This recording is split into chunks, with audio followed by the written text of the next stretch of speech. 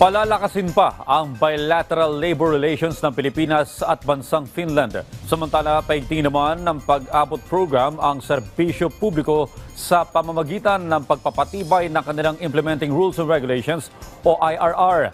Yan ang ulat ni Bien Manalo. Umarangkada na ang Philippine-Finland Friendship Week. Palalakasin nito ang bilateral labor relations, cultural cooperations at people-to-people connections ng dalawang bansa.